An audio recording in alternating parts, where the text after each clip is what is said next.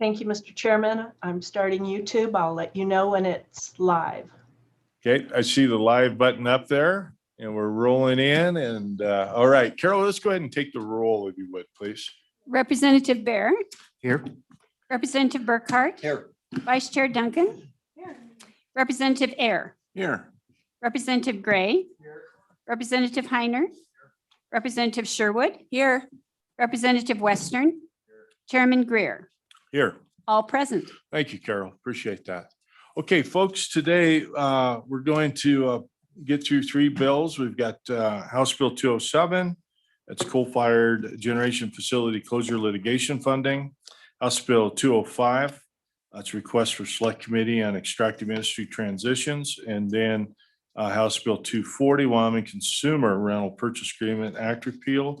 So I see Representative Haroldson, Representative Banks are here. I don't see Representative Andrew, but just a little bit, everybody else I see in the audience kind of knows the rules. It works very well if we work through the chair and then address the representative that's asked a question. Unless you're saying something I don't like, I don't usually let the committee argue with you, but I always reserve the right on that. But no, it works good. We can get a lot done if we follow our formalities, respect one another.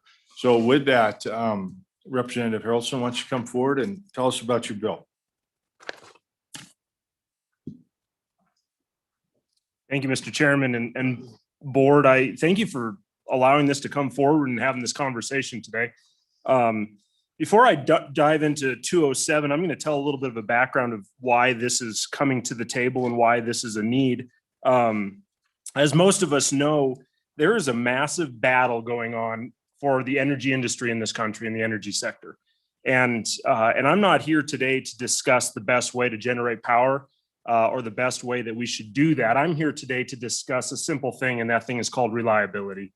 The difference between a third world country and a first world country is the reliability of its power grid. That's at the basis of all of that. And so February 10th was a day that Texas will remember for a long time. It was the first of three storm systems that hammered the southern part of our country.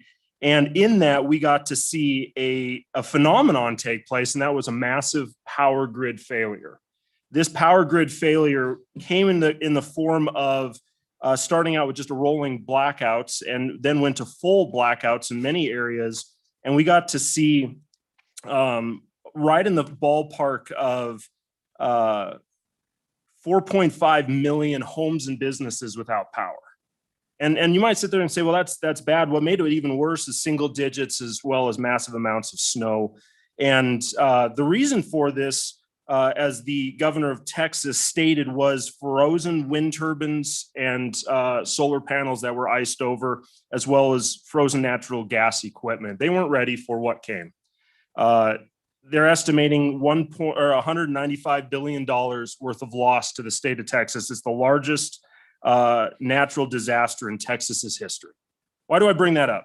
I bring that up because where we are sitting currently in legislation and in not so much in this state's legislation, but other states' legislation, is a clampdown on the energy industry and what it can do for generation. So in 2019, the state of Colorado proposed legislation, House Bill 1261, as well as Senate Bill 236, which put an 80% renewable portfolio on energy generating or energy producers or cooperatives that bring power to the Front Range of Colorado. Tri-State Energy is one of those producers. And what that looks like and what that means is an 80% renewable portfolio states or means that we need to have wind or solar producing 80% of the power for our electrical generation. The problem that we're seeing with that is natural disasters or natural phenomenons have a massive amount of effect on that power generation. So I go back to the first word we used, reliability. Is reliability an option or a thing that we can count on when it comes to renewables? Again, I'm not here to discuss coal or renewables. I'm here to just have a conversation. So this 2019 legislation, in my opinion, and the opinion of many others, is a breach of Commerce Clause. So now we're going to go to House Bill 207. I think we've established that there's a need. Now 207 is being brought forward today, and it is coal-fired generation facility closure litigation funding.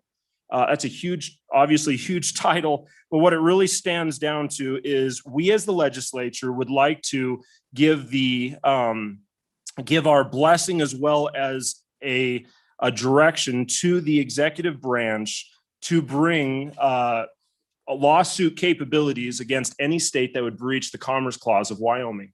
Colorado overstepped bounds whenever they did this in 2019. Tri-state is actually in throughout most of Wyoming as well as other states, and this coal-fired generation happens to be in my district or part of it. LRS Unit 3, 23% owned by Tri-State. Well, LRS period is 23% owned by Tri-State, and Unit 3 is their one of their units or predominantly their units. And in 2033, we will see potential closure of this unit. That will affect my community in the realm of over 100 jobs and millions of dollars worth of revenue to our county. And so this bill, if we dissect it or break it down, will bring $1.2 million forward into the governor's hands for litigation against any state that breaches Commerce Clause. Why is this important? Because if we don't start fighting back, we will be dictated by not only the federal government, but other states as to where we can move and where we can go in power generation in our state. And I don't know about you, but I don't want to be looking at the natural disaster that Texas had being a natural disaster we have. And you might sit there and say, well, we're way different than Texas. We are currently. But if we go to 80% renewable, will we be? And that's the question we need to ask. Millions of dollars and hundreds of jobs have already been affected by shutdowns of our fossil fuel industry in this state. I also would like to add that over 70 lives were lost in Texas's incident. And you guys, generation is incredibly important, and base load generation is incredibly important to the reliability of our system. So breaking down the bill.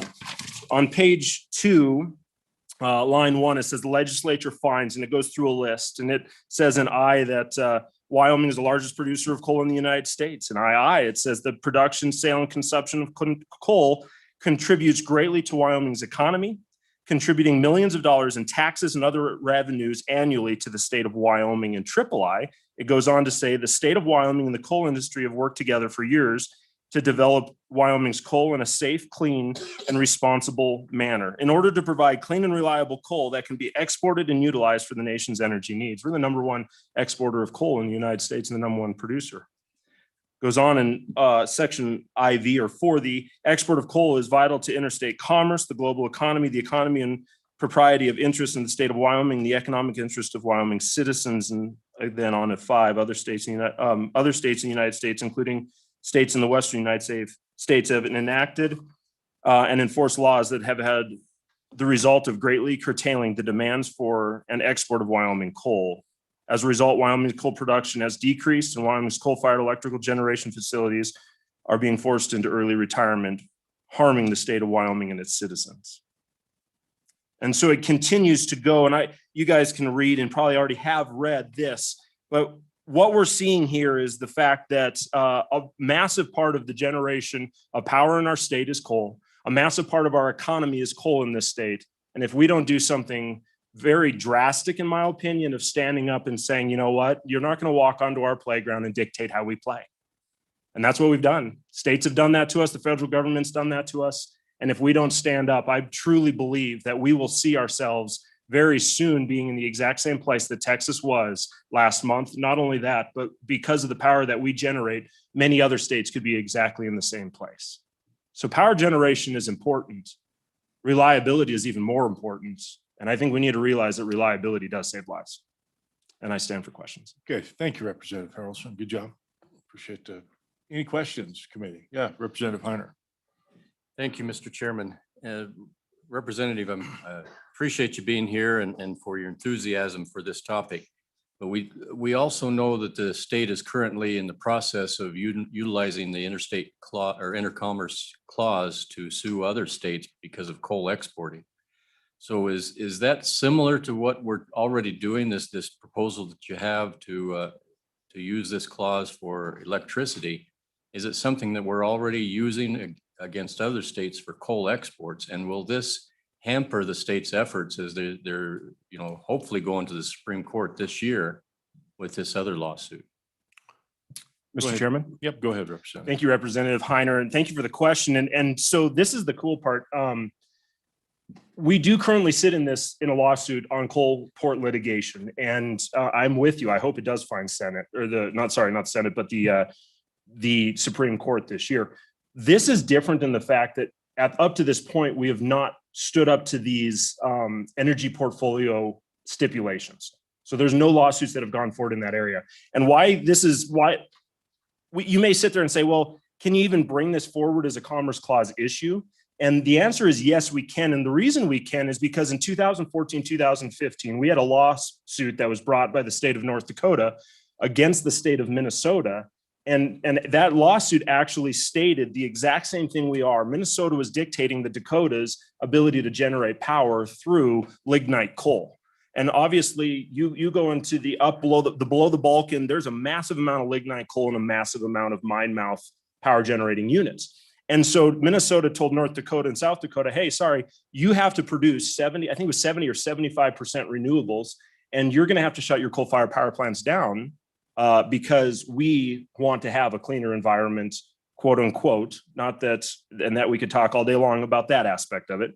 But North Dakota said, we're sorry, that's not going to happen. And they brought a lawsuit against the state of Minnesota and proceeded to not only win once, but on the repeal, win a second time in the Supreme Court.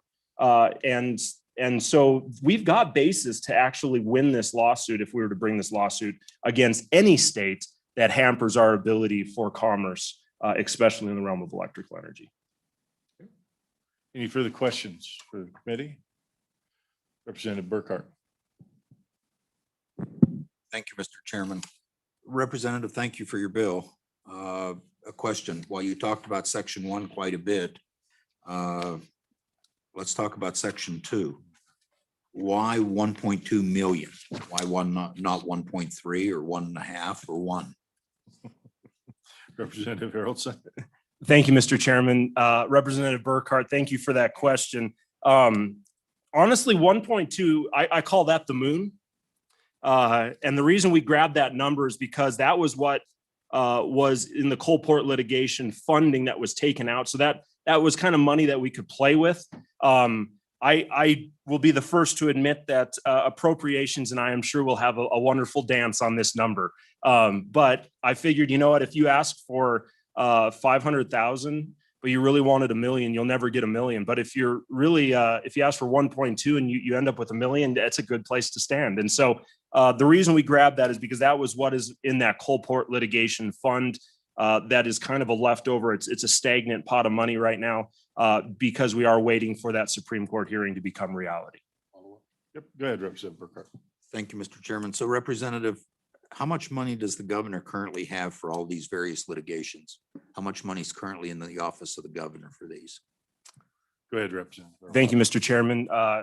Representative Burkhart, I'm not 100% sure on all of them. I've come to the conclusion that there's about 250 different places that we can put money in this state, and I'm still trying to find all those places. So it's only like 210. oh, okay. My bad, So, Mr. Chairman.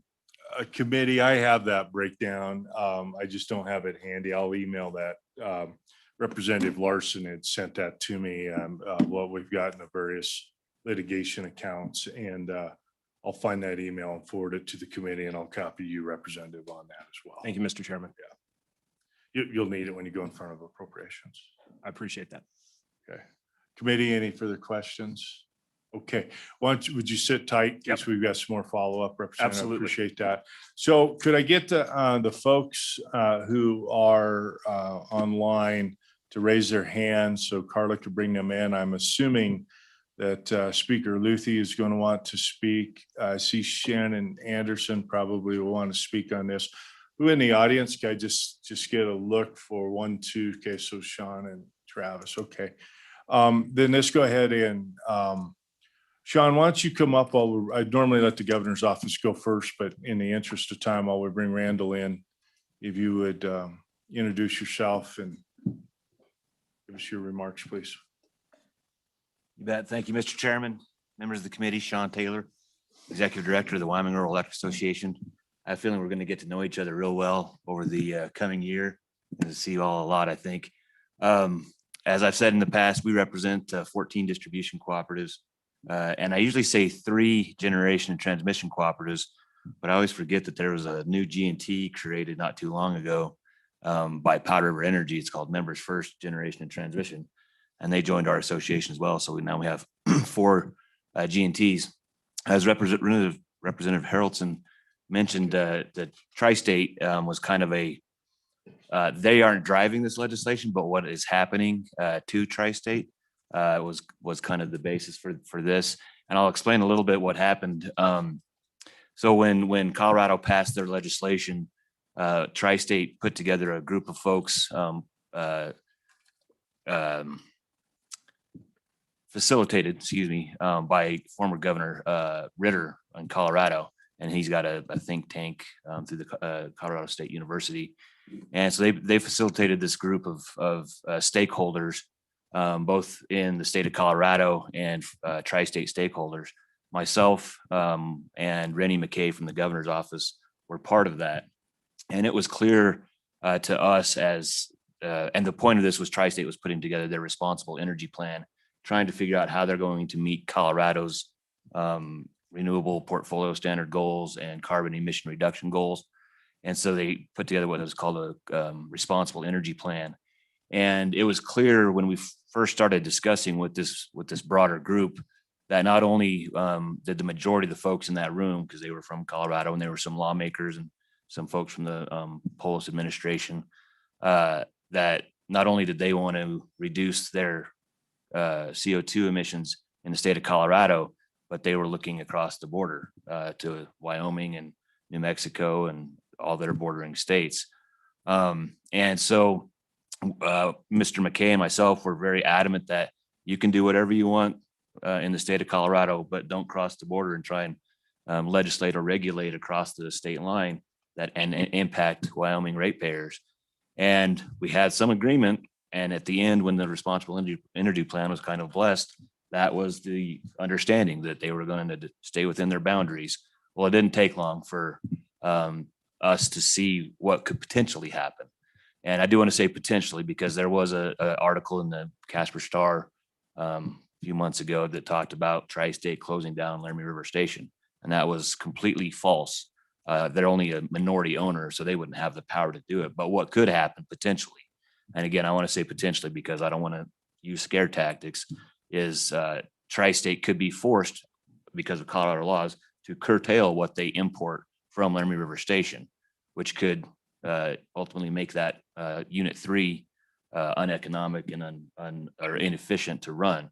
And that would have impact on Wyoming ratepayers. So right there, you see Colorado passing legislation and implementing regulation that reaches across the border. So I think this bill is very pertinent. I think to Representative Heiner's question about the coal port litigation, it's the same concept, just kind of with a different focus. So the co-op stand in support of this bill, and I'm happy to answer any questions. All right. Thank you, Mr. Taylor. Committee, I'll go Representative Heiner, then Representative Burkhart. Thank you, Mr. Chairman. Thank you, Mr. Taylor, for being here again to testify. I appreciate your wisdom and the input. We've talked about Colorado and the impact that it has on Tri-State, but we have received similar mandates from other states in the Northwest. So how many states would we potentially be suing over the same situation? For Mr. Taylor. Mr. Chairman, Representative Heiner, all of them. No, I'm just kidding. I guess it just depends on what you all in the legislature and the executive branch would do. You're right. I mean, Washington and Oregon have adopted some pretty aggressive environmental standards that has had an impact and will have an impact on Rocky, but I don't want to speak for Rocky Mountain Power. They can do that. But I think that's just at your discretion. And when you see, I don't see this as just the tool to sue Colorado on behalf of the utilities or because of the impact on utilities. I just think it's a tool for you all and the executive branch to use whenever something like this comes up. Representative Burkhart. Thank you, Mr. Chairman. Just a couple quick questions. Mr. Taylor, how much production out of the Wheeling Power Plant goes to REAs? Mr. Chairman, Representative Burkhart, I don't know the exact number off the top of my head. I can get that to you in fairly short order. There are municipalities that are part owners in that. Some Nebraska co-ops in Nebraska, obviously, are part owners of that. I would say the majority of it goes to co-ops, whether it's Nebraska or Wyoming or Colorado. But I don't have the number off the top of my head. Follow up, Mr. Chairman. Go ahead. So closure of that plant, what would the results be to your organization, members of your organization? Mr. Chairman, Representative Burkhart, so Tri-State serves 8 of the 14 cooperatives with wholesale power. So if that were to shutter or have to increase the cost, it would be a huge cost increase to our members, our 8 Wyoming Tri-State members. Thank you. Yep. Any further questions, committee? I've got a couple and I may I come. have one. Mr. Oh, Chairman. I'm sorry. Go ahead, Representative Bear. Thank you, Mr. Chairman. Mr. Taylor, the Colorado Energy Plan that established the portfolio standard, it's, what'd you say, 70%, was it, or 70? What timeframe was that to be established by? Mr. Chairman, Representative Air, it depends on which you're talking about, whether the renewable portfolio standard or the carbon reduction standard. The carbon reduction standard, I believe, is 80% by 2035. Okay. Go ahead, Representative Bear. And did that carbon reduction standard address carbon capture at all? Or was it just a flat out war on coal from whether it's carbon free or not? Mr. Chairman, Representative Air, I don't believe it addressed CCUS at all, but I could be mistaken. I don't remember hearing anything of that in any of our discussions on the responsible energy plan and how they plan to address that. Okay. All right. Mr. Taylor, a couple of things. So we have laws of another state with a time frame that's out on the horizon. And I guess just one question, and I'm sure you've had these discussions with your members, but so you have to have a cause of action. The cause of action has to be ripe in order to be able to bring it. What do your members, does your organization feel as if a cause of action is ripe, or do we have to wait until the injury occurs? Mr. Chairman, can't you answer that question? I'm not a lawyer. I don't know. I mean, we feel the fact that, and let me back up real quick, because when Tri-State did some modeling, and this is why this LRS thing came up, they did some modeling that showed, and we all know how modeling goes. You can, they changed, and they have to do another model next year for their energy resource plan. And so in their modeling, it showed that I think in the year 2035, they would have to curtail their what they import from LRS. So that got everybody's attention. It was buried deep in the modeling. And again, they're going to have to do another one next year, and it could change based on different things. But that's what got our members' attention, Mr. Chairman. So if that's right, great, but I don't know. Okay. All right. Well, Dan, I also, with any business, covering fixed costs is key, right? Then we have variable costs that allow for efficiencies, and you're saying these impacts are such that without being able to export the electrons that are generated from coal, that reduces your efficiencies so that it will have an impact on those that remain. That's a general statement? Am I saying that correctly? Absolutely, Mr. Chairman. And it could lead to stranded assets eventually, but yeah, you nailed it. Okay, thank you. Representative Harrelson, I meant to ask a question. I was trying to get the committee out of the way. So, again, these funds are parked for the executive. We cannot tell the executive to file a lawsuit. You understand that, right? Yes, Mr. Chairman, and we have talked with the executive branch and just mentioned the concept of, hey, we want to partner with you. And I think partnership is the answer. The comment we need to make is we back you. you're going to be the one that has to throw the proverbial javelin, but we'll be the one behind you cheering you on and doing everything we can to give you the next javelin. Okay. Then Representative Haroldson, committee, if you guys will, if everyone would look at page 5, lines, the second sentence on beginning on line 1 down to 4. We need to probably establish a 211th account to park these in, and this language here saying won't be included in the governor's budget, next biennial budget, is probably something we ought to look at addressing in this committee, because we only have 1 year left in this budget. Have you looked at that, or what were your thoughts on that language, Representative? Thank you, Mr. Chairman. I definitely am not opposed at all to starting another account, besides the fact I hate the concept of starting another account. But if it's something that we need to do to make this reality, because we have to understand that if something like this happened, the judicial branch isn't exactly fast in its running. And that's good in a way, because we don't want knee-jerk reactions to take over this country. But at the same time, we need to understand that this needs to be able to sit there and be available for the governor when he uses it. And we don't want it to be a deal where we handcuff them, where they finally get the ball rolling and then all of a sudden the money isn't there for it. So I totally agree, and I'm not opposed to that at all. Okay, I just, and then Representative Burkhart, you work on that while we continue discussion. I appreciate that. That amendment? Yeah. Yes. Okay. Yeah, Thank you, just Mr. making Chairman. sure you weren't opposed to another account. So, Well, okay. All right. Thank you. that's a Mr. Chair. two-edged sword. You'll now see why we have so many accounts. Okay. Is Speaker Luthi available then? Mr. Chairman, yes, he is. Okay, let's go ahead and bring him in, please. Good morning, Mr. Chairman. Good morning. Mr. Chairman, my name is Randall Luthi. I'm the Chief Energy Advisor for Governor Gordon. First of all, thank you for the opportunity to come before you this morning, even though it's virtual. I have to say I've known about this bill for a few weeks, and I pulled it out again this morning, and will say the list of co-sponsors is very impressive. In the interest of time, simply put, yes, we support the bill. Yes, we will use the money wisely. Yes, we understand the issues facing Wyoming, particularly in this area. And what I think is important is it really gives us an option.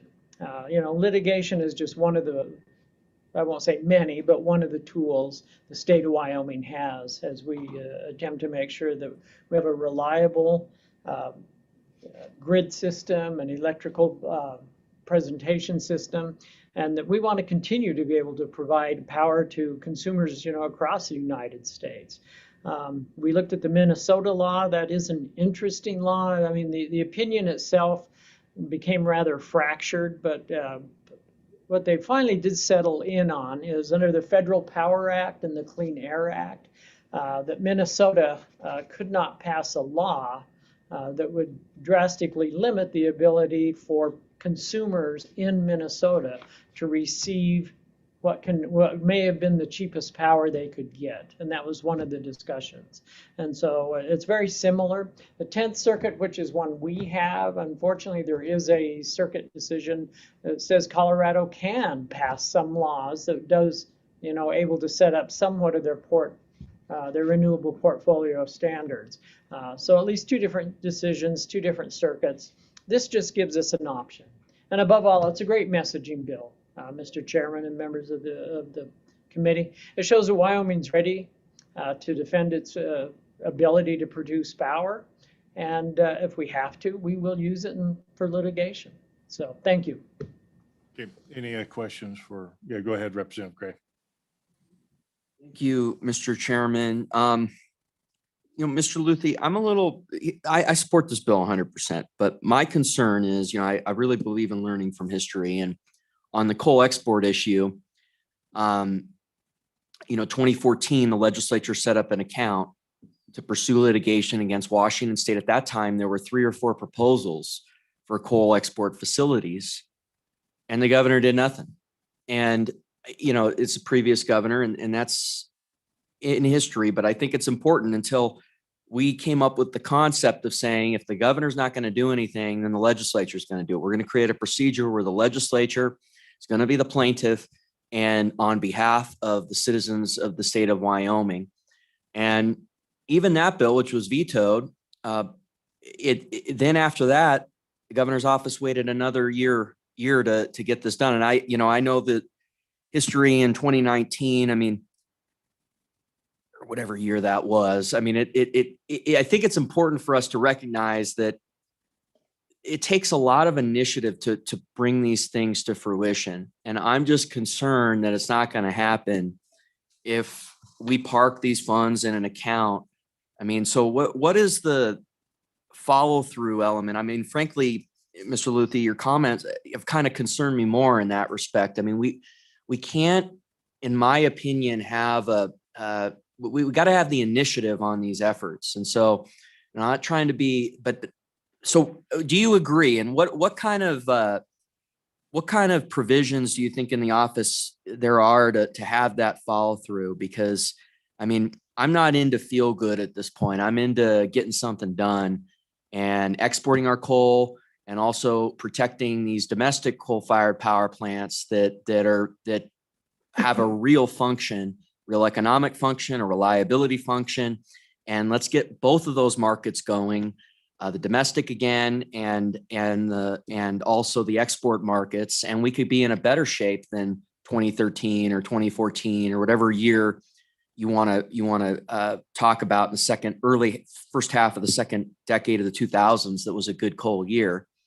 And so I don't want defeatism. And I think that it relates to the next bill too. And so what is the ability for the office to have initiative on these litigation efforts? Thank you.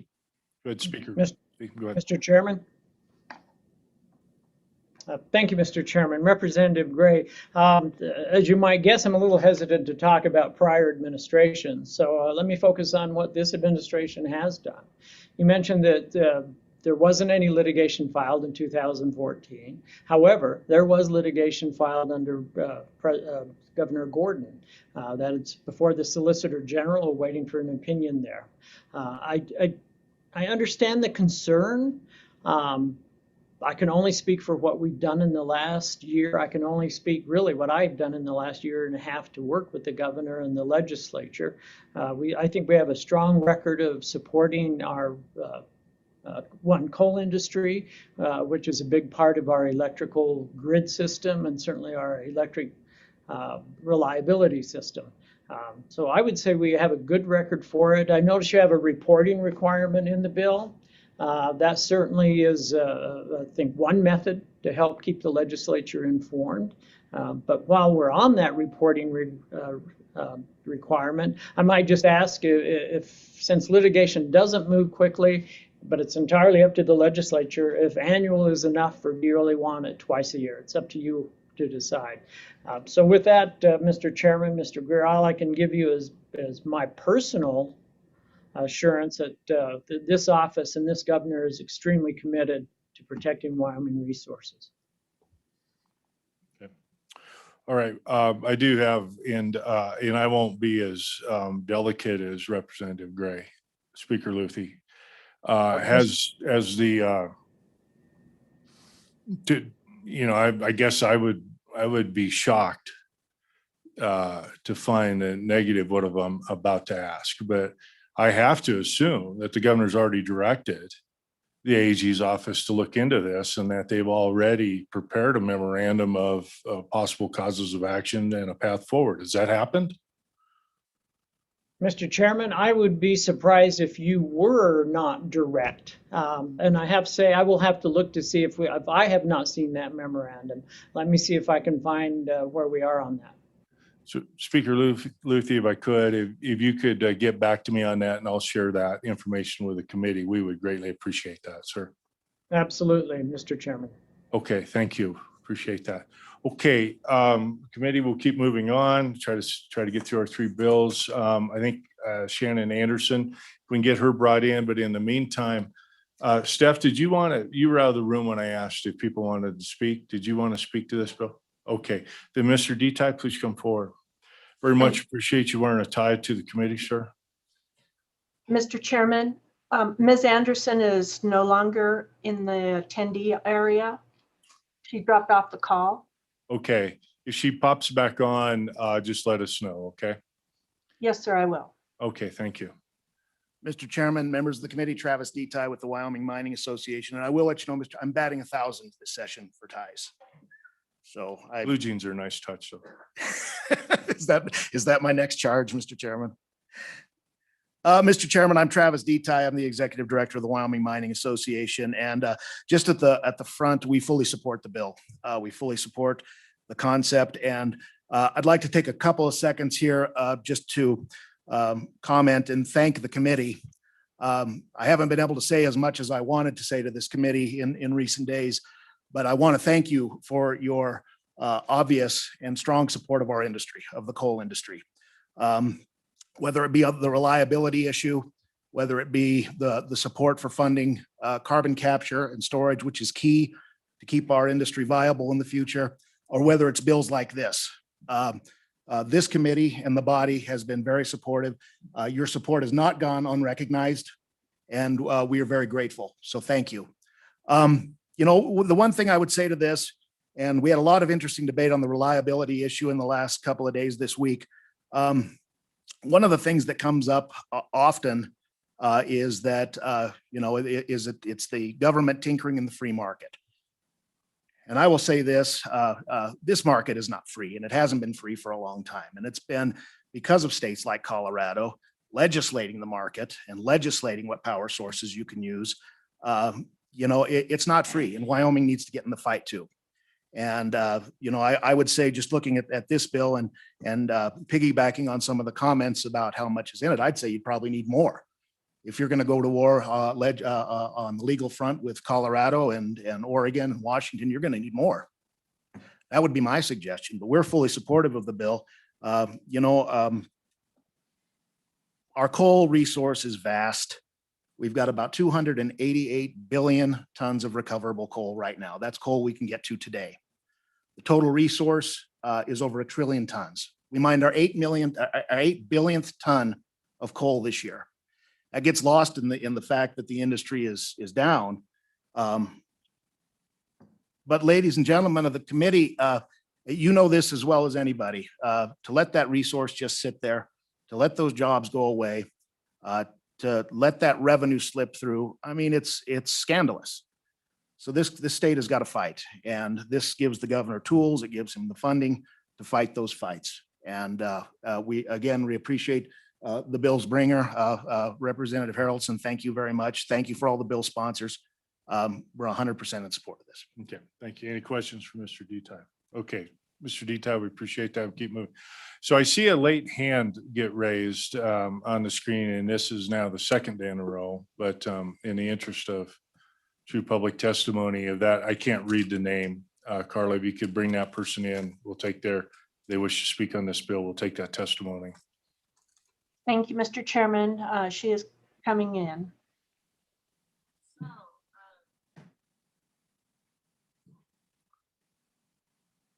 Okay, please introduce yourself. Good morning. My name is Shofei Shermer, and I'm hoping to ask a couple questions, Mr. Chairman, if I may, about this current bill. I guess mostly about where the bill sponsor or the representative who presented it would consider, when do we start throwing good money after bad, and how or can we really force other states to purchase electricity generated by coal if that's not their choosing? Knowing that Wyoming is a net energy exporter, I guess I would just question, how can we envision forcing another entity to purchase a product that they aren't interested in? Again, Mr. Chairman, thank you for your time, and thank you for the committee for hearing the questions. Okay, yeah, we don't allow witnesses or people testifying to ask other people those questions, but we understand your question, we understand your comment, and thank you for testifying. Thank you very much. Okay. All right. Folks, with that, I'm going to close public testimony. What is the committee's pleasure? Moved by Duncan, seconded by Air. Okay, committee, let's go ahead and work this. We got 1 minute. And then I'm already gonna be behind schedule. This does not sit well with me being behind schedule. Okay. On House Bill 207, page 1. Page 2. Representative Air. Thank you, Mr. Chairman. I have a real simple, easy amendment that I think just Sure. captures what we want to do and still makes it, cuts out a few words. Okay. On line 22, just strike in the United States, including the states in the western United States. So it would read other states have enacted and enforced. Okay, so if I understand Representative Air, We you'd just say on strike- line 21, you would delete other, No, just in the United States, including states in the western United States. okay, so if I understand it, you would delete other states, capitalize. No. Leave other states, just so the line would read. What other line st- are you on, Representative? Line 22, Okay, strike after states in the United States, including, and strike rates in the western United States on the next line. So that it reads, other states have enacted and enforced laws, et cetera.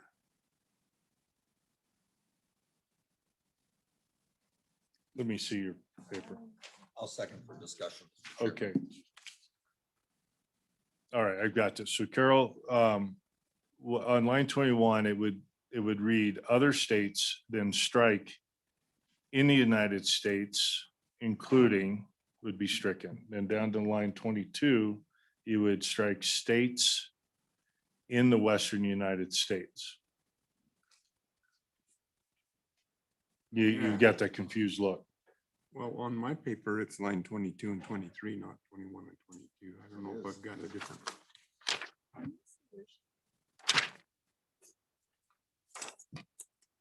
Let me see your.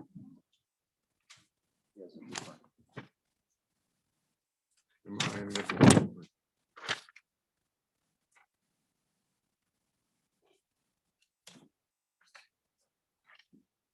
I just want to make sure Carol's got this correct. Carol, on your copy, what does your copy look like?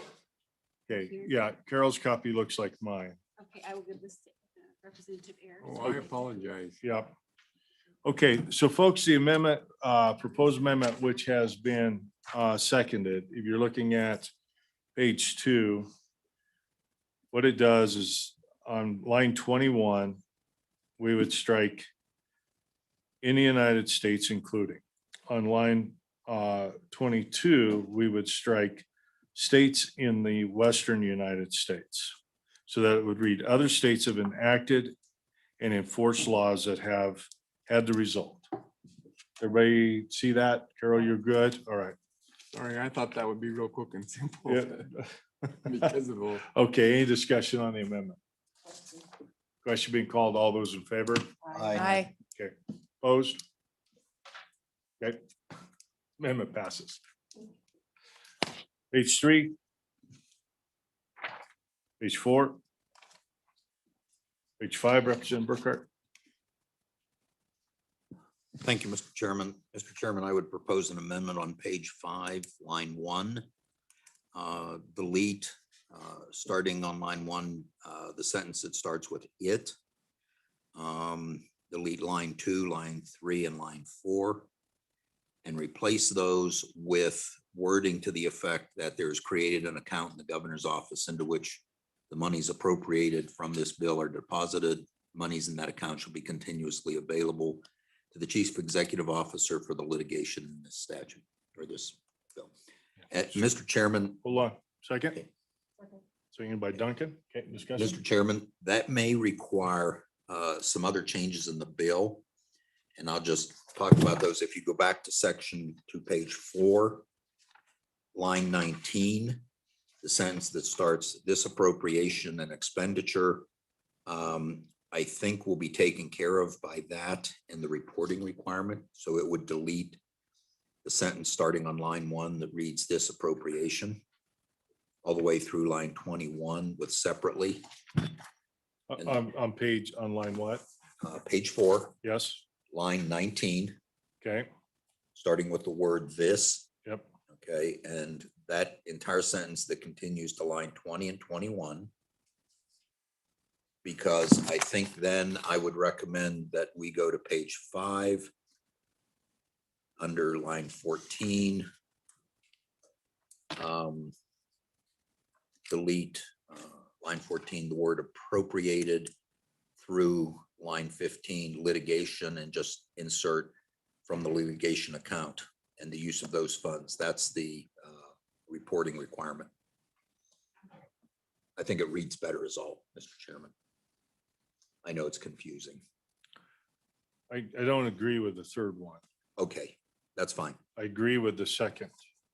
Portion of my, Yes. okay, let's leave it at that, and I'll propose the other one in a minute then. Okay, so is the second good with the second? Yes. Okay, does everybody understand that amendment? Carol, do you have that? I will get with Carol also. Thank you. Okay. Yeah, I agree that the second component of that on page 4 is a cleanup that ties in. I'm not so sure I agree on the other. Okay, any discussion on the amendment? Seeing none, question being called, all those in favor say aye. Aye. Opposed? Amendment's adopted. Okay, Representative Burkhart, you want to try to explain the one on the other component? One moment, Mr. Chairman, I was just getting my notes together. Okay, Mr. Chairman, on line 14, Romanet I, says the expenditure of any funds appropriated in section 2 of this account for litigation to challenge, and it goes on. Mhm. And I think it could be reworded to the expenditure of any funds from the litigation account that we've just created, rather than appropriated in section 2.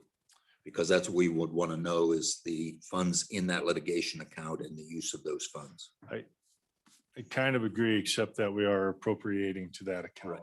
Okay, So, all right. I will withdraw my, okay, all right, yeah, we can look at that. We'll have a little bit of time if we need to, so. Okay. Okay, committee, any further amendments, discussion on the Chairman, bill? if I could, one more amendment, Sure. section 3, line 8. Says currently states beginning on November 1st.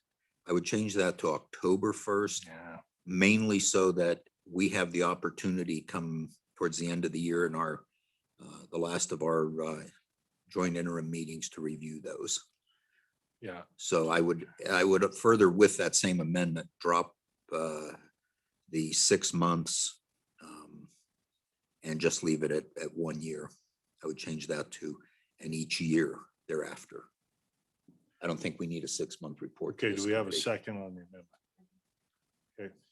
Okay, Chair would accept a friendly amendment to have it every 6 months. Okay. That's a friendly amendment. Okay. Right. I'd like to know what's going on. Okay. That's a friendly amendment, so I will withdraw that portion. Okay. So the amendment it proposed is beginning on strike November and insert October.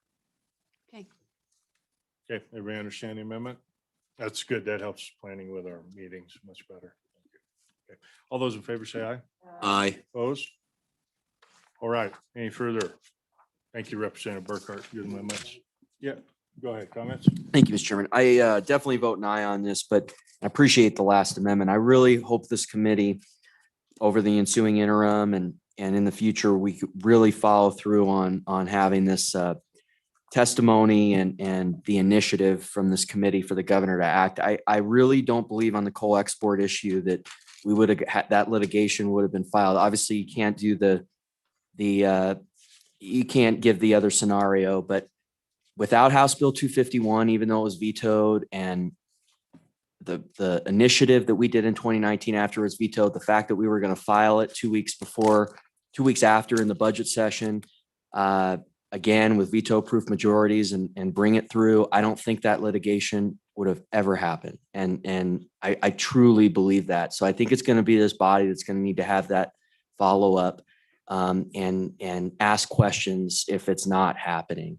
And it's difficult because the Attorney General doesn't like talking to us. That's why I think we also need to think about, if it's not happening, bringing a committee bill for the budget session, saying that we will have a procedure where the legislature can initiate the litigation. But I don't think we can wait 6 years for this, like the export issue, because frankly, all the other proposals went away, and I totally support the current litigation. But the problem is Lighthouse, the proposer of the export facility in Washington State, has run out of money. And so we don't have endless time and we have to get going on this and have that initiative. So thank you. I'll be voting aye on this though. Okay, any further comments? Okay, seeing none. All right, we'll go ahead. We're ready for a vote. I Question. just want to clarify in the proposal or amendment with Chairman or Representative Burkhart, that also included the page 4 with the deletion on line 19 through 21. Is that correct? Correct, Carol. I'll get with you when we're That- concluded but here. and that see is correct, that you have Carol. the voice. Okay, thank you. Yes. Okay. Okay, roll call, please. Representative Bear, Aye. Representative Burkhart, Aye. Vice Chair Duncan, Representative Air, Aye. Representative Gray, Representative Heiner, Representative Sherwood, Aye. Representative Western, Chairman Greer. Aye. That would be 9 ayes, do pass with amendments. Thank you. Representative Harrelson, make sure that you take the amendment with you when we refer to appropriations. Sounds good. Thank you, Mr. Chairman. Thank you guys for all of your work, and gals. You guys are amazing, and we'll see what we can do with this. Okay, thank you. All right, so up next, then we have, what have I done with my bill? Here we go. Sorry. House Bill 205. Okay, Representative Banks, Select Committee on Extractive Industry Transitions. Welcome to the Minerals Committee. Good morning. Thank you, Chairman. Thank you, members. I think this bill actually fits very nicely, dovetails with the bill you all just passed. We all want to protect our communities, our industries, our workers, and this bill is designed to do just that. Just east of my community is a power plant that is already announced its phased in closure. My father in the 1970s was a member of the Pipe Fitters Union and helped build that plant.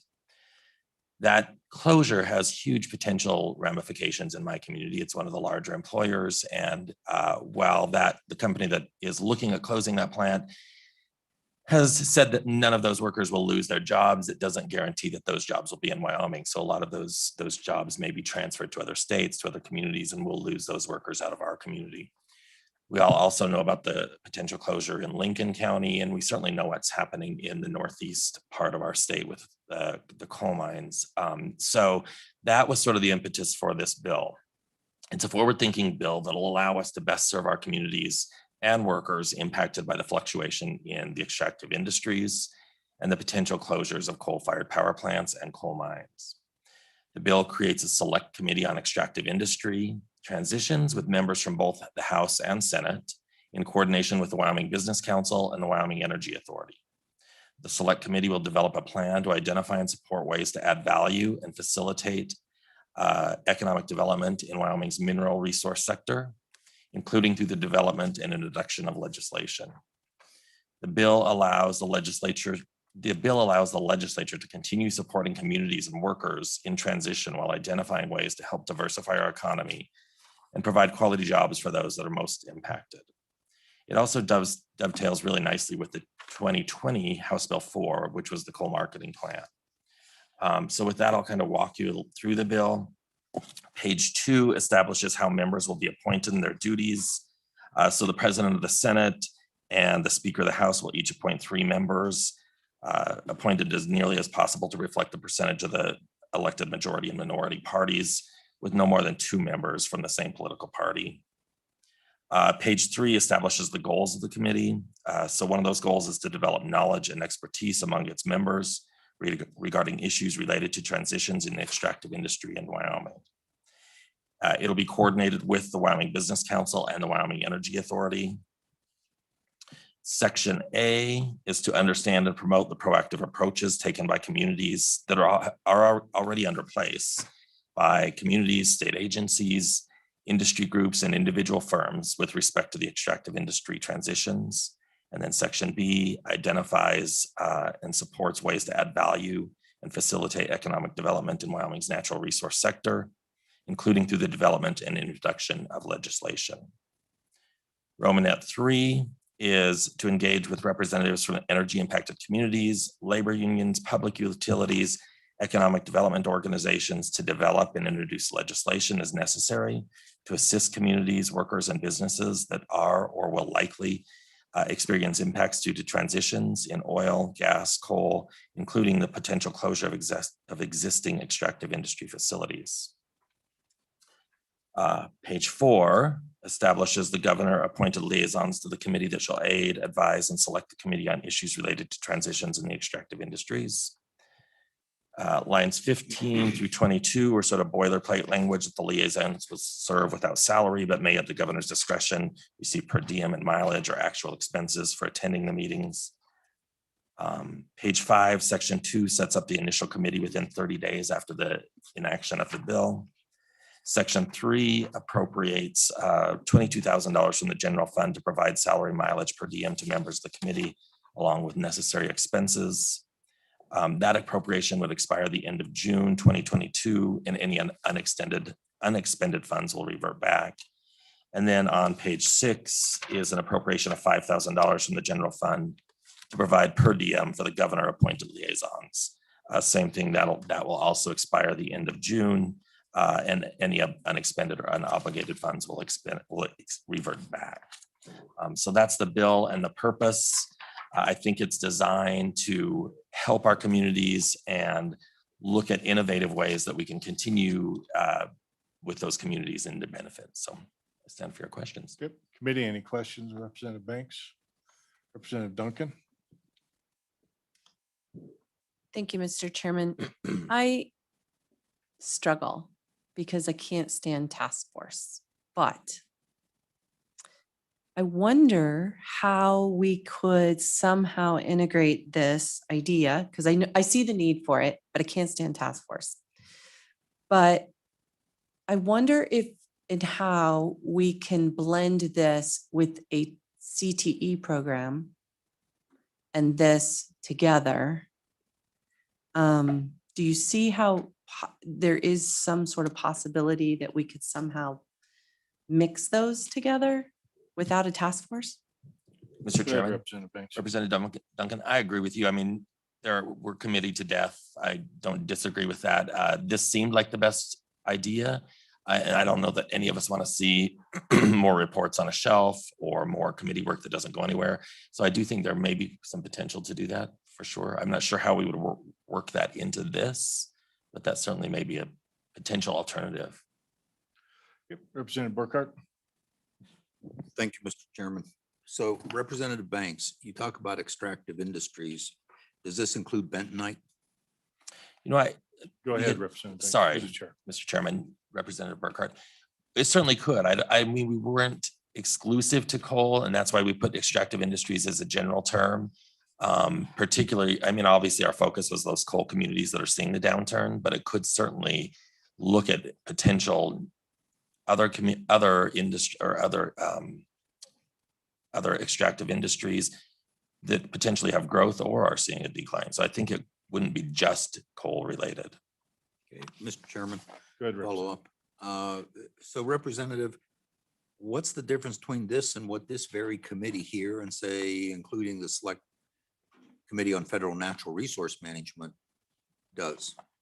Mr. Chairman, Representative Burkhart, I see this committee actually going into those communities, working with those economic development agencies, working with the municipal governments, with the county governments, with those potential mines that are looking at how they're going to continue operation, working with the Department of Workforce Services, with all of those different agencies bringing together to look at how do we reinvent those communities, or how do we make sure that those communities continue to thrive and that they don't continue to struggle. So I think the focus maybe is just more narrow than what we've seen.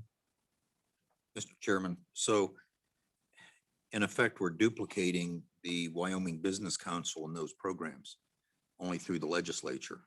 Am I correct? Mr. Chairman, Representative Burkhart, we actually have worked with Wyoming Business Council with this in this bill. They like the idea of it. I don't think it duplicates their service at all. Again, I think it narrows the focus, particularly to those impacted communities and particularly on those industries. But certainly it would be in tandem with the Business Council, and we would want to make sure that we are not duplicating services. and that the business council is brought along with whatever plans happen. And that could potentially be some new grant programs that would be proposed under the business council to assist those communities. Mr. Chairman, Representative Bear does have a question. Keep going. okay. You're doing good. All Go right. ahead.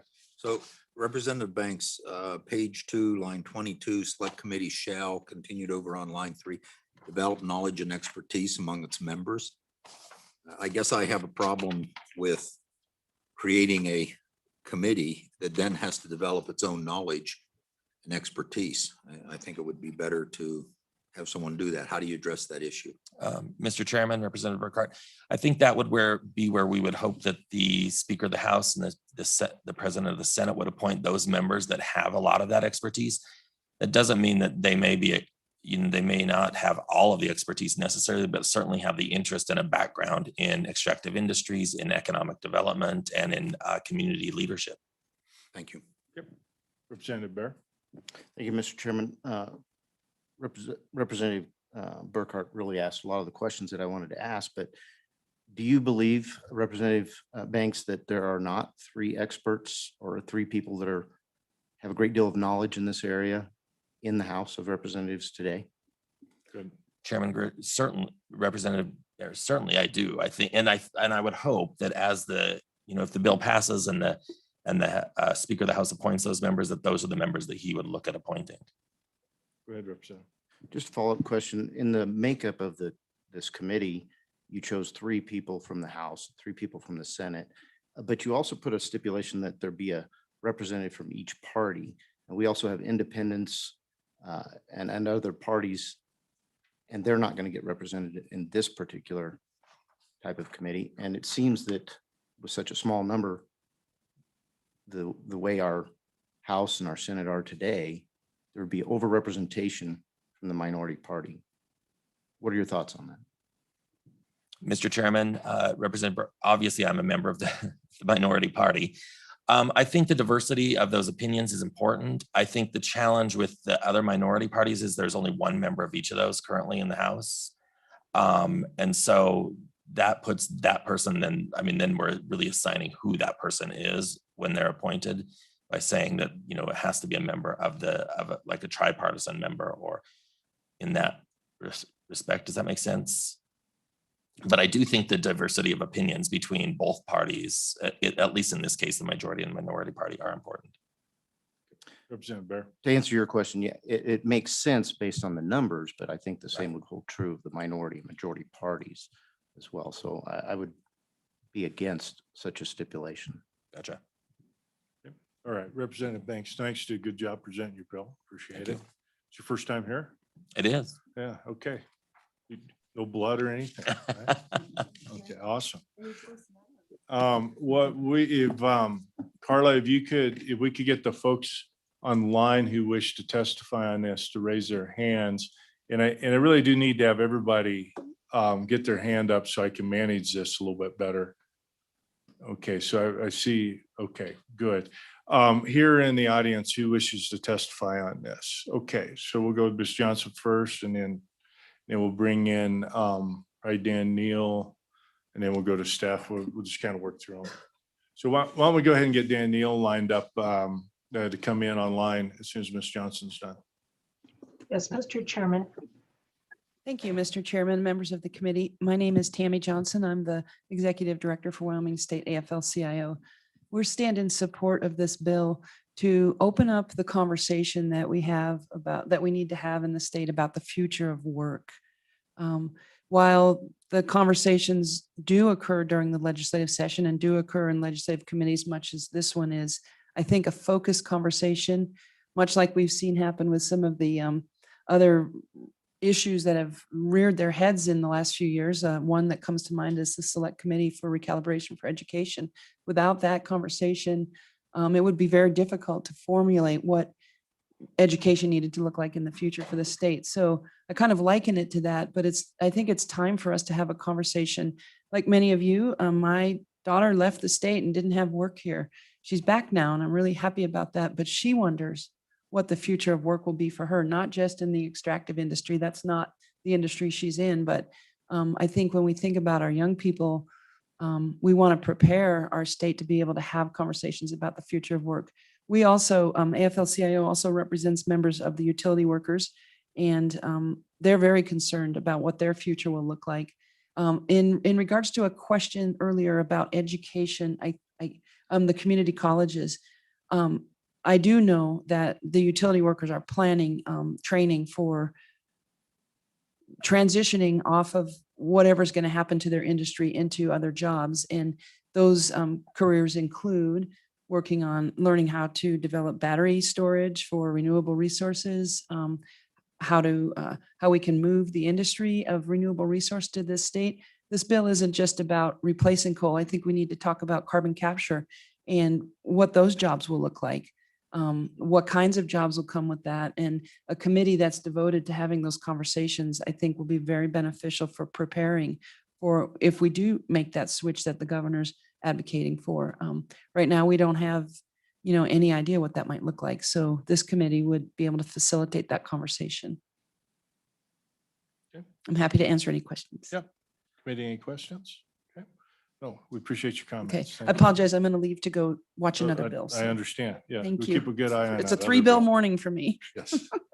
We can relate to that. We understand wholly. So why don't we go ahead and bring Ms. Schimmer in too, so she's ready to go. Mr. Neal, please unmute and introduce yourself. Thank you, Mr. Chairman. My name's Dan Neal. I'm here today representing the Wyoming Energy Forum. It's a group of citizens from around the state that are really concerned about the current energy transition the state's engaged in. We support this bill. We understand concerns about forming separate task forces, but we think it's really important at this time to put a deep focus, or maybe a better term is a laser focus on this transition, so we can think about what it means to the entire state. We hope to see the state, as we say, do things right as we go through this, so that we make sure that when we come out the other side of the energy transition, we still have a working Wyoming where we still protect the things in the state that make it a great place to be, and that includes our great open spaces, our wildlife resources, and those aspects of the state that we note contribute to the second biggest driver of the state's economy, which is tourism. So we want to be sure that we address issues like things such as siting of wind or solar power projects, making sure those kind of projects are in the right place, and making sure we think about how they have to pay their way. We also want to be sure that we explore other options for clean energy and other job opportunities for the people who have been dedicated so long to the extractive industries in the state and have really made Wyoming what it is today. So anyway, we support the bill. Hope the committee will too. Thank you, and I'll try to answer any questions. Okay. Thank you, Mr. Neal. Any questions for Dan? Dan, good to see you. Thank you. Appreciate it. Why don't we go ahead and bring, if I'm saying this correctly, I've got Ed is a consul, and we'll get him brought in so we can keep moving. Ms. Schimmer, go ahead. We've got you available. Good morning once again, Mr. Chairman and members of the committee. Thank you for your grace in explaining procedure in my prior attempt to testify, but I do stand in support of House Bill 205, and I would like to thank Representative Banks from my hometown of Rock Springs for presenting the bill today, as well as all of the co-sponsors of the bill. I do think it's important, as Representative Banks mentioned, that this is a very forward-thinking bill looking into the future, and that it's worded so that it's not exclusive or restrictive to any particular industry. Certainly, Wyoming is familiar with a number of extractive industries, and it's important to think about what that future looks like. For some more information on my perspective, I am a national representative from the Utility Workers Union of America, and I know Tammy Johnson mentioned our workforce in her testimony as well. Much like many young people after graduating from Rock Springs High School, I left Wyoming for 10 years. I wanted to see what else there was, and I didn't see opportunities here like I had hoped. My family brought me home to Wyoming, and I'm very glad to be home in my home state, back in Rock Springs, actually. And I actually started at the Jim Bridger power plant, the very power plant that Representative Banks mentioned in his testimony. And that was about 7 years ago. And I was happy to be administrative in the warehouse, as well as a lab technician in water quality, and finally an operator at that power plant before moving to my position with our union. And I'm actually a second generation utility worker. Both of my parents retired from the Jim Bridger power plant, and my brother is currently still employed at that plant as a control operator. Clearly, it is a backbone of our community, and transitions announced by utilities or different companies really do weigh heavily on the workers and every other member of our community as we question how that will impact what our future looks like. That's why I stand in support of this bill, with generational pride in our extractive industries and what it means to be a Wyomingite. I think we can take that pride and carry it into the future with some thoughtful planning with the help of this committee and hopefully the support of this bill. Thank you, and I stand ready for questions. Good. Thank you. And let's just make sure I'm saying it right. It's Shermer? Yes, Shofei Shermer. Shermer, thank you. Okay, sorry, I mispronounced that earlier. It's not an easy one. It's all right. Any questions? Okay, thank you. We appreciate your testimony. Steph, I'm gonna just hold on for a little bit. Ed, in its council, am I saying that correct? Yes, sir, you are. Okay, sir, the floor is yours. Years ago, I used to be able to tell people pronounce it like a. Oh, you locked up on us. Oh, okay. Well, we'll keep an eye out for him. If he comes back in, Carla, pop him back on the screen. We had Ryan Segley. I'm doing terrible with names this morning. If you could bring him in, and then Steph, if you would come forward, we'll keep moving. Yeah, go ahead, Ms. Kessler.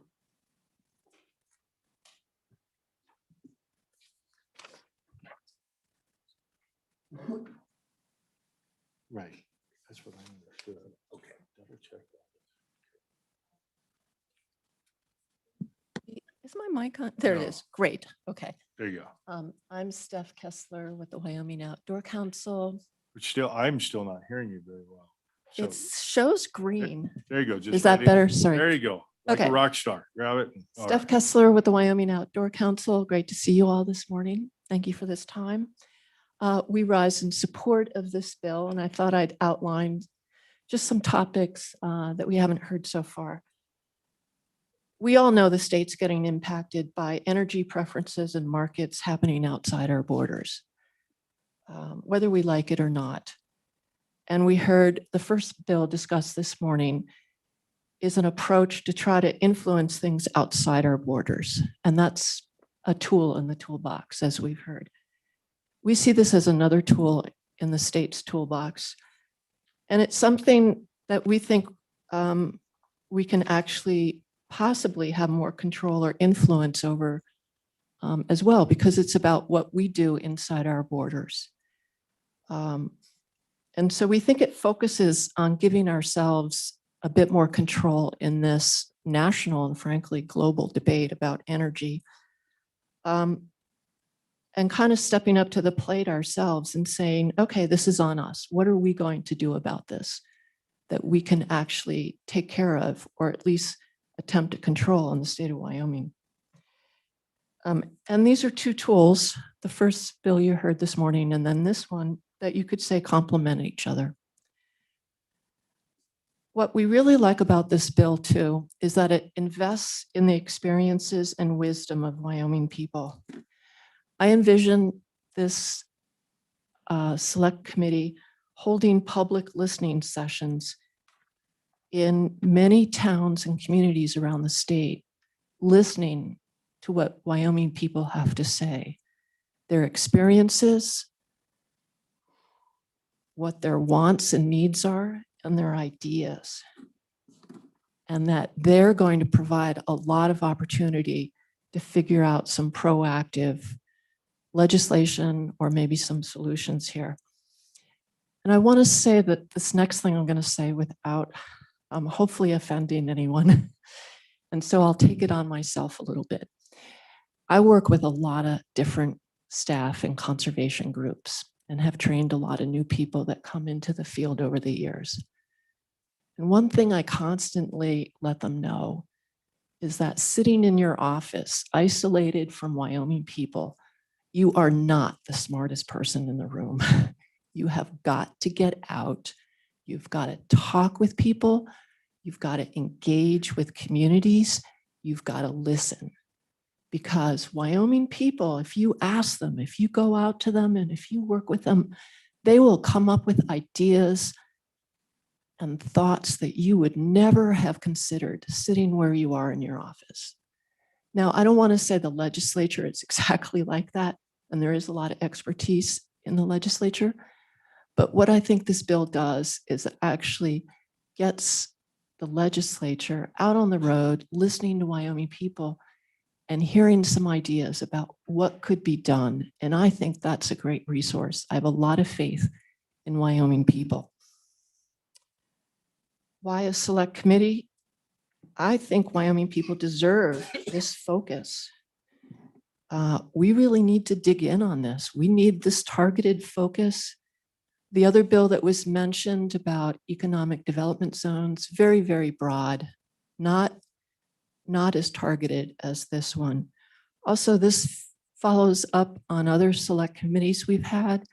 There was one on coal mineral bankruptcies. It lasted for a year, produced some really great legislation. It was very effective.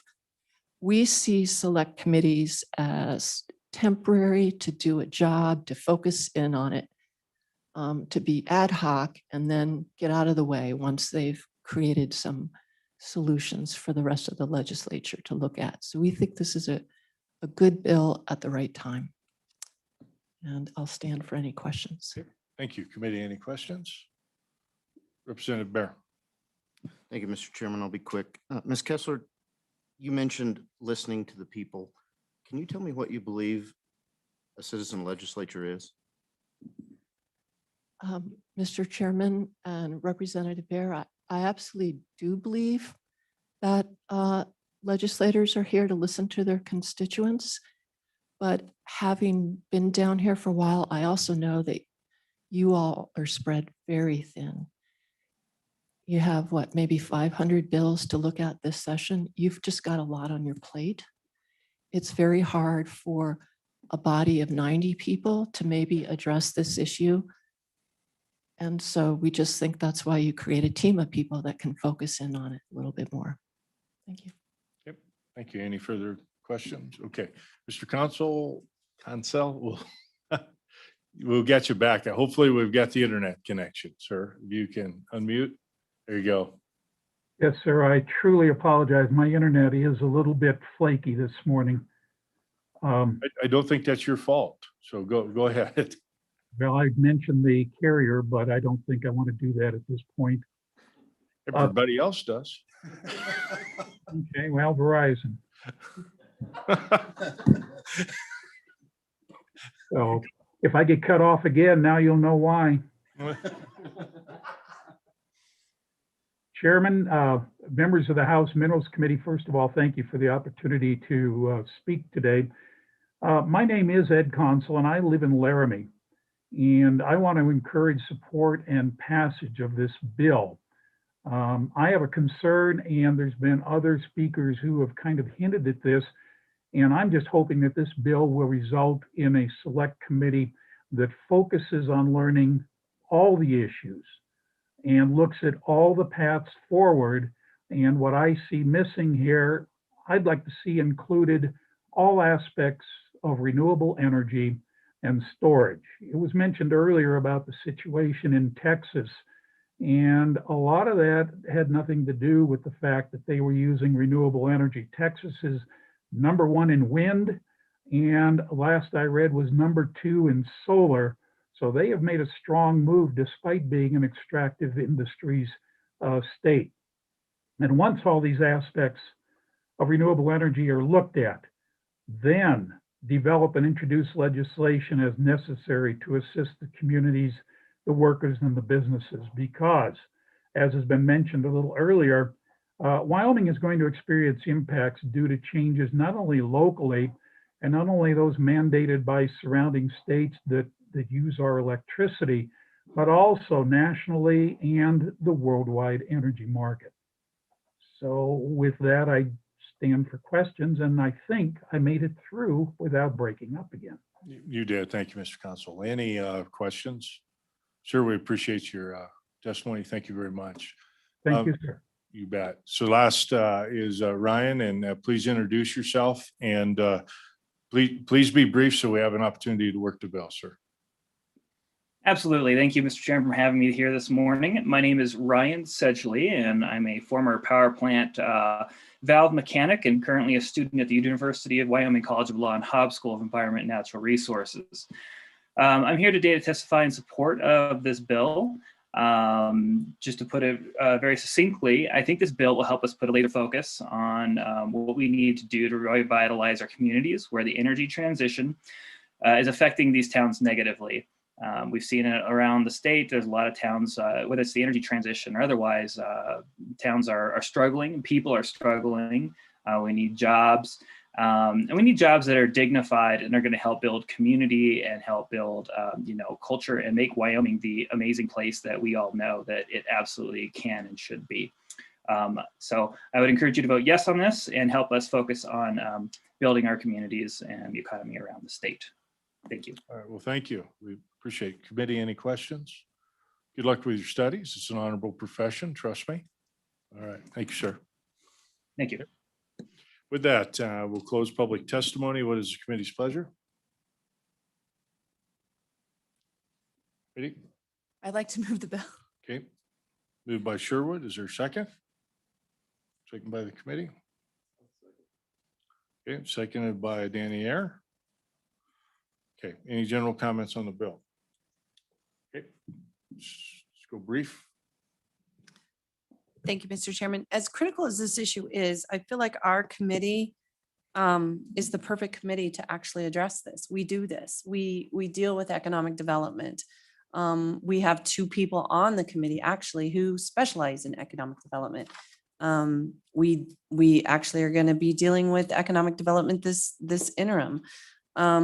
So I don't feel like we need a separate task force specifically for this. So I'm going to be a no, but it's not because I don't think that this is a critical issue. I just don't think we need a separate committee or task force for it because I feel like we already are capable of doing it ourselves. Representative Ayer, you had a question? A comment? Well, just to comment, it seems to me like Ms. Kessler mentioned HB 170 that we approved earlier, and that kind of attacks the same problem. I wonder if this is kind of a duplication a bit. Okay.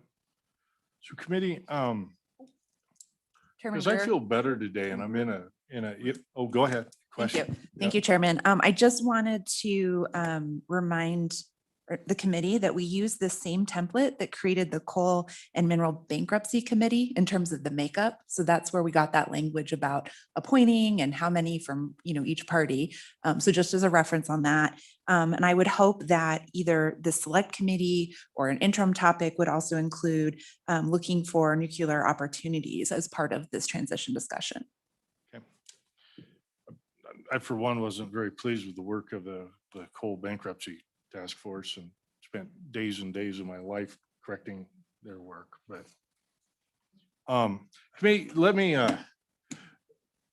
okay.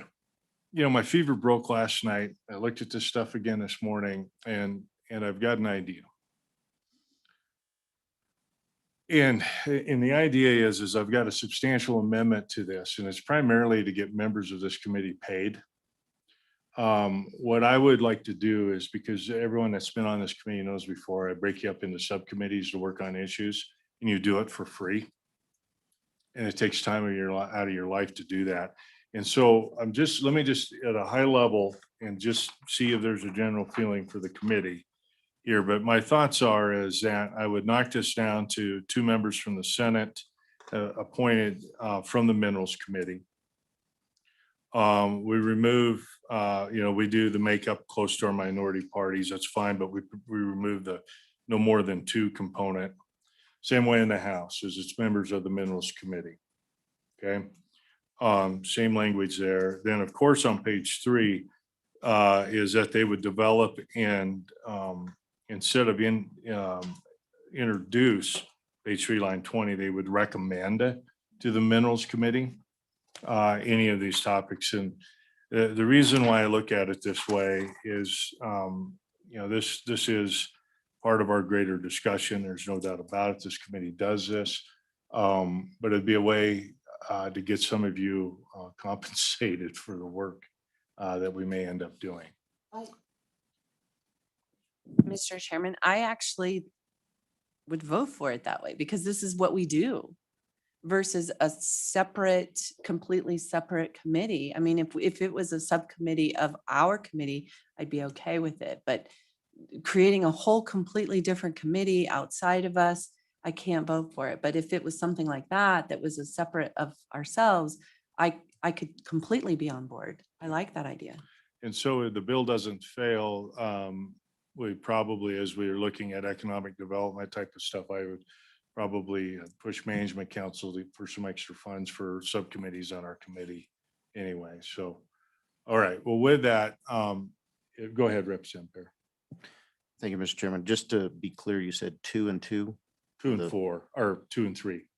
3 from the House, 2 from the Senate. Right, and that is, and quite frankly, is I strongly recommend Representative Sherwood with their economic background to be on the committee. So, okay, is that worth working committee or? Yes, Mr. Chairman, a couple things then. You're off, you're not on. I apologize, Mr. Chairman. So do we need the wording there about the governor assigning liaisons to the committee? I think the governor's office is always welcome to send people to our meetings, work with subcommittees. I know we've done that in the past. So with that idea, then I guess my question is, your amendment is to, in effect, just make a subcommittee in the Minerals Committee and provide per diem and mileage for that committee for their work, correct? Right. Okay. And Representative Burkhart, your comments are correct. I mean, if we can't get the voluntary buy-in from the management council, governor's office, and we're not, or management council, business council looking, I mean, we will. Yeah, no problem with that.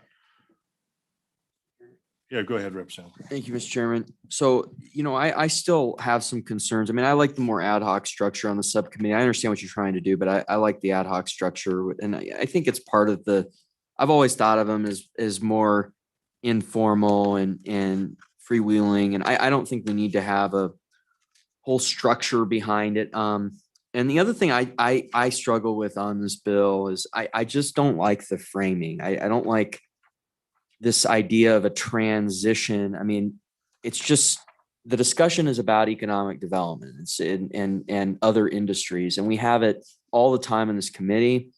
We had Endow, we have the Wyoming Business Council, billions of dollars our state has invested and continues to invest in this. And so that's my second issue, is the framing on this. I mean, to me, it's not, to say it's a transition is almost a little bit defeatist. I just think it's a discussion on economic development in other industries. That's what it is. And so that's my other issue.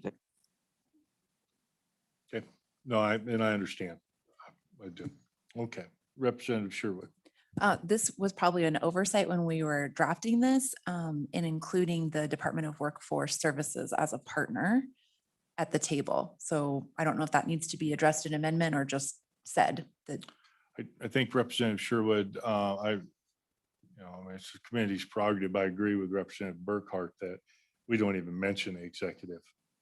We just talk about the framework to set up a subcommittee of the Minerals Committee to be able to go out and do some more of that outreach, that type of stuff, and then bring that information back to the committee.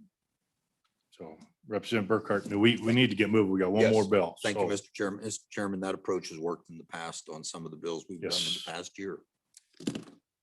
that- yeah, it's worked well. And again, you guys that worked on that did all that for free.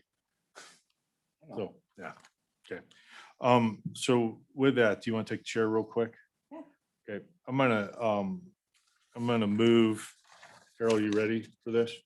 Okay, I'm gonna move on page 2, line 7, that we strike 3 and go to 2. This is members of the Senate, and I'm gonna say Minerals Business Economic Development Committee. And drop down on line 10. After Senate comma, strike the rest of the line. On line 11, I'm gonna strike the rest of that sentence to party. On line 15, after House, members of the House, insert Minerals Business Economic Development Committee.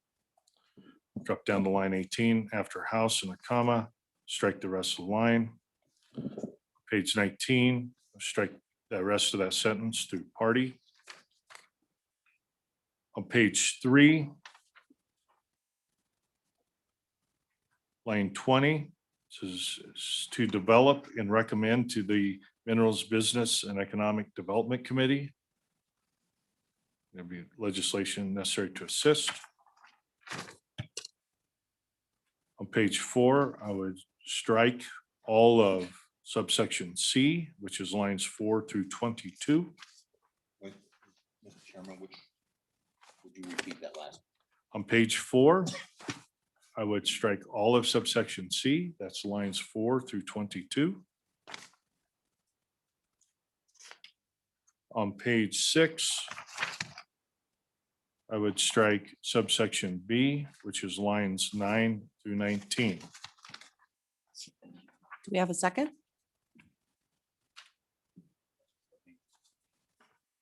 I would Second second. for discussion. I'm still trying to figure out. I try to understand the amendment. so that I Okay. can repeat it. Okay, any discussion? Mr. Chairman, a friendly amendment, unless I missed something, page 6, line, section B. I don't think that's necessary any longer. It's been stricken in the Oh, okay. amendment. All right, Yep. I'm sorry. Okay. That's why I asked. Okay, any discussion? Anyone? Question being called. All those in favor, say aye. Aye. Those against, no? Okay, motion has carried. Amendment back on the bill. Any discussion on the bill? Question being called. Carol, roll call. Representative Bear, No. Representative Burkhart. Aye. Vice Chair Duncan. Aye.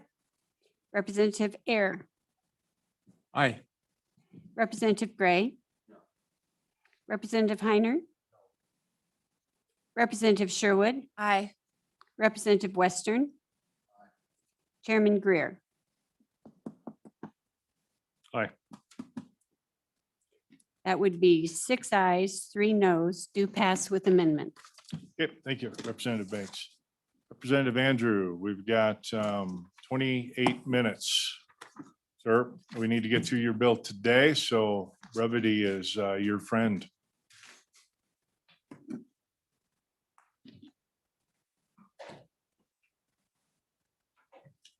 Carly, can we go ahead and bring in the banking division so that they're ready to go? Yes, Mr. Chairman. Chuck.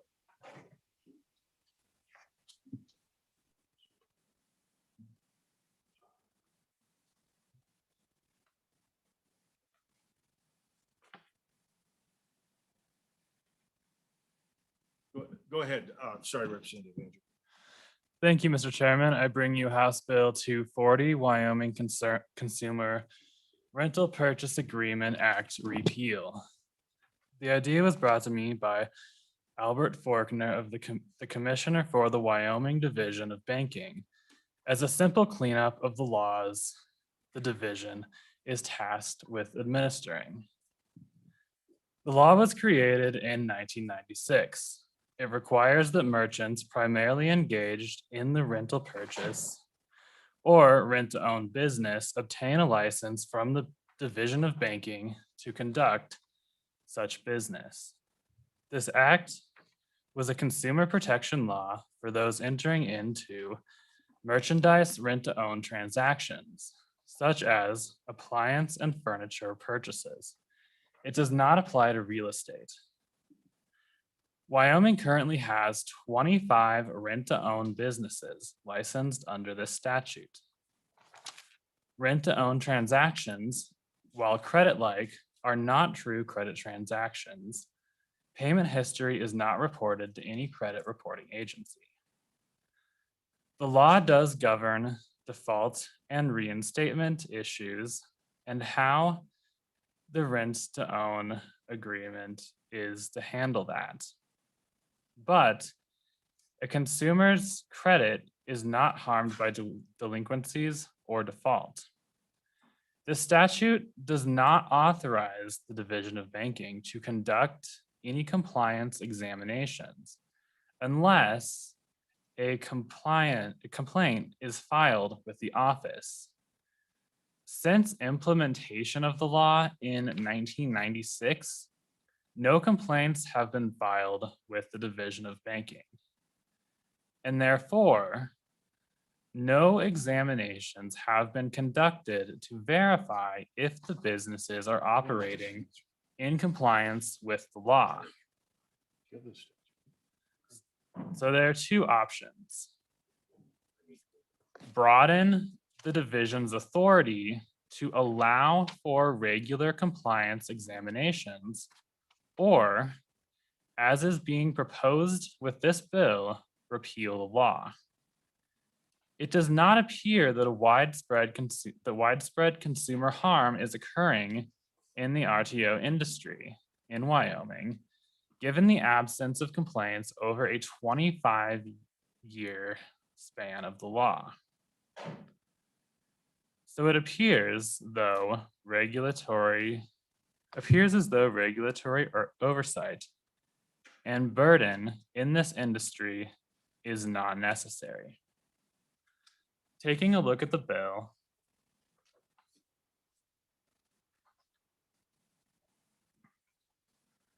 Title 40, Chapter 12 is amended slightly to remove a reference to the Wyoming Rental Purchase Agreement Act in both Section 1 and 2.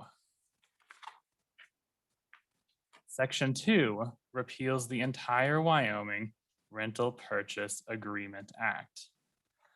The act includes 20 sections of law titled Definitions, Notices, Application, Inapplicability of Other Laws, Exempt Transactions, General Requirements of the Rental Purchase Agreement, Disclosures, Prohibited Provisions, Default, Notice of Default and Right to Cure, Reinstatement, Liability damage waivers, fees, negotiations and extensions, advertising, license required application for the license fees qualifications, revocation or suspension of license, record retention, examination of investigation,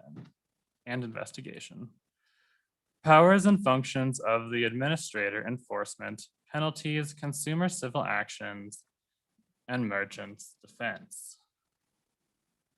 Section 3 upholds the law for consumer rental purchase agreements entered into before July 1st, 2021. Thank you. Any questions for Representative?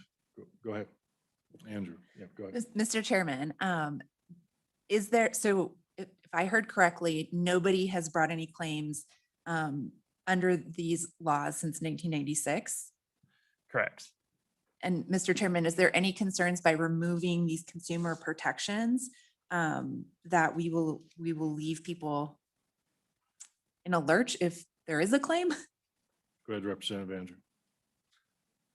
Mr. Chairman, Representative Sherwood, I don't believe there are any concerns with that just because of the lack of complaints over 25 years. And that is currently, complaints are the only way that we could enforce something like this. And so we don't necessarily know. It hasn't been examined whether all these statutes are being followed currently. Okay, committee. So Representative Andrew, I mean, you don't believe that businesses follow the law then? Because I mean, I look at 4019-106 where we clearly set out what the purchase agreements have to have in them and the disclosures. And I guess I'll make the assumption that the businesses do that and that they're very good at doing it. And that's why we don't have complaints. I'm not seeing the nexus. Can you help me with that? Mr. Chairman, because there's never been an examination and there's never been a complaint, I guess there isn't any information on whether they are being followed or they aren't being followed. Okay, committee, go ahead, Representative Heiner, and let's go ahead and get the Banking Commission brought in so we got some opportunity on this bill. Go ahead, Representative. Thank you, Mr. Chairman. Thank you, Representative Andrews, for being here. In this proposal, we're striking a significant amount of statutes, repealing anyway. Can you give us a reason or history why this was originally put in statute and a little bit of the backstory of why it was originally put in there? Go ahead, Representative. Mr. Chairman, Representative Heiner, I do not have the backstory on why this was put into law. I just know it has not been used since it was. Okay. Let's go ahead and go go ahead and sit tight, Representative. Go ahead, Commissioner. Good morning, Mr. Chairman, committee members, Albert Faulkner, Banking Commissioner here with the Division of Banking, and Deputy Commissioner Joe Mulberry, who oversees our non-bank area, which would include the act that we're discussing today. This is something, actually, the idea has been kind of floated around for a couple of years. I've been thinking about this. And then we were before the Joint Appropriations Committee last fall talking about, the budget and whatnot, but also was asked, are there any things on the books that, we as a state can look at to removing, changing, making it easier on Wyoming businesses or consumers. So this is a consumer protection statute, and the committee is familiar with that's a big chunk of what the Division of Banking does on both banking and non-banking issues. As Representative Andrews said, ever since this law has been on the books in 1996, we have not received any issues, have not heard of any concerns. We do license, as we mentioned, about 25 companies. Now, I would say that just because you don't receive a complaint doesn't mean that there shouldn't be some sort of oversight. Because we don't receive a whole lot of complaints on any of our areas, but we do receive some. I think the issue is here is that there is no supervisory authority without any complaints coming into our office. Whereas under the other acts, whether it's mortgage, UCCC, money transmission, we have supervisory authority to conduct regular examinations to ensure that the law is being followed. And we've got the ability to require restitution if we find consumer harm, an overcharging of a fee or something that wasn't disclosed there. So, and we've done that. And we send back, probably hundreds of thousands of dollars every year to Wyoming consumers as a result of those examinations. Here, as the representative said, and we discussed with them, it really needs to do a broad rewrite of this statute and increase and give direct authority to conduct compliance examinations. Otherwise, it's somewhat of a moot statute. Now, are there no complaints coming in because people, to your question, Mr. Chairman, that businesses are following it because of the law in the books? Is it just normal practices? I don't know.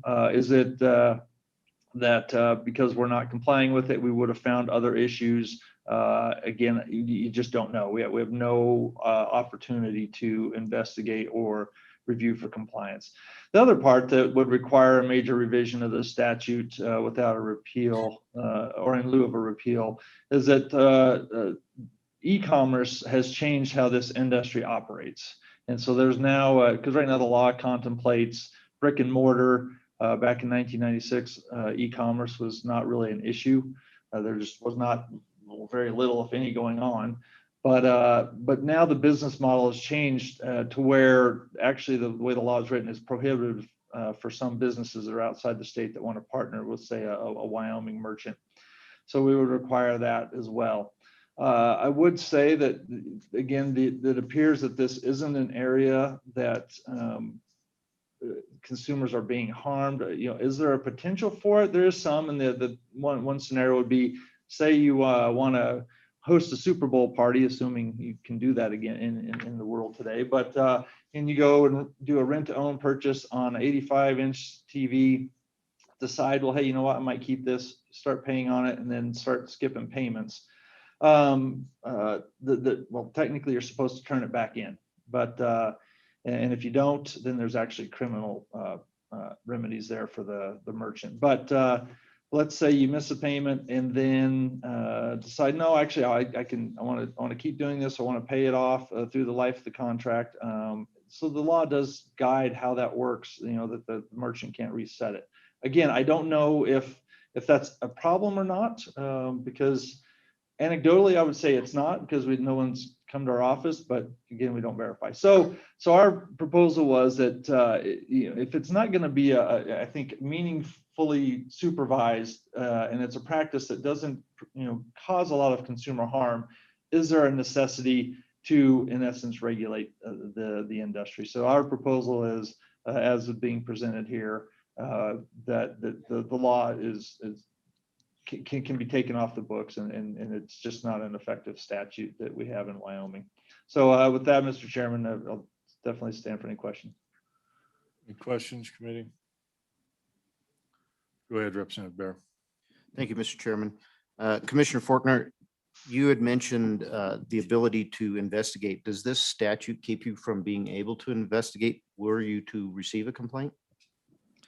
Mr. Chairman, Representative, no, that's what would prompt it. We would have to have there's a trigger in their mechanism that upon a complaint received, then we can go into do an investigation to see if consumer harm was committed. But absent of that, we are not able to do so. Go ahead. Thank you. Just follow-up question. Do you have any expenditure in your department because of this statute being in place? Mr. Chairman, Representative, yeah, so we have actually twofold. I wouldn't consider a significant amount. We license, and I think the committee's heard me testify before, over 6,000 individuals and businesses on our non-bank side. And again, in the mortgage, consumer finance, and money transmission space. This one, and we use a nationwide licensing system. This industry, when we brought all of those industries onto the NMLS, probably 5-6 years ago, somewhere in there, this industry was successful in getting themselves extracted from that transition. And so now we maintain a separate database just for these 25 entities. And so I have a licensing person that spends some of their time managing that outside of our normal system. Is it a heavy burden? No, but it is definitely something that's outside of our normal processes. It does require additional time. Do the fees that we collect on that cover the time? Probably not. We've not changed the fees, mostly because we're trying to figure out what to do with this statute in the last couple of years. Okay. Representative Gray. Thank you, Mr. Chairman. I know we're getting close, but I always, is there a way we can effectuate a savings? I mean, I know most of your division is off of fees, but I think it's all, but can you remind me, is there a way we can effectuate a budget savings for the general fund, or tip in some of the fees into the general fund from the fact that you don't have to, or tip it into schools to bring a savings to our deficit, or LISRA from the fact that with this repeal, you won't have to conduct your this function anymore? Mr. Chairman, Representative, no, yeah, we are 100% other funds, and there is no spillover from the revenue received. So it's a general fund, there'd be no impact, and the only impact would be on the not needing to collect the license renewal, application renewal fees, but then also not to spend the time conducting the licensing activities. Committee, okay, just and we're tight on time, but I do. Is there any federal regulation or protection for the consumer? And so I normally am in favor of deregulation, especially where we deal with sophisticated consumers, okay, business to business, which we continue to regulate that. But here we are, we're dealing in an industry that deals with some of the least sophisticated consumers. So is there any federal regulation or any protection for those consumers? Mr. Chairman, not aware of any if there's on a federal one. And I'd have to apologize. We did a review a few years ago to see how many states have similar statutes on their books. I know it's not across the country. I can't tell you off the top of my head if it's a majority or minority of the states that have some sort of rent-to-own type consumer law on the books. But we can sure get that to you. And I would agree that, yeah, when you're looking, again, that's one of the primary missions of the division is to ensure Wyoming consumers are not harmed in transactions. I think here, and to the question was about the history of it. Again, I was just a few months out of college when this was passed, so I'm not a historian on this fact either, other than we looked into it. Because it looks like a credit transaction and the Division of Banking supervises, consumer credit transactions, I think that's sort of the origins of it, because there could be some harm if, again, you make payments and then something happens and the company tries to reset your payment plan. That could happen. Now, again, the flip side to that is it doesn't appear that actually is occurring. Otherwise, I can't imagine in a 25+ year span we would have not heard something about it. But again, as I said earlier, I think if you want effective consumer protections, there's got to be a mechanism to allow for compliance examinations to ensure that those companies are abiding by the law. If not, I'm not sure what the purpose of the law is. Okay, well, thank you. I think a 2-word deletion accomplishes that in the bill. So, okay. All right, let's keep moving, committee. I'm going to go ahead and, is there anybody else wishes? We've got, okay, one person online and I can't see, it's Steve Arthur. Is that correct? Can we bring that person in? Yes, Mr. Chairman.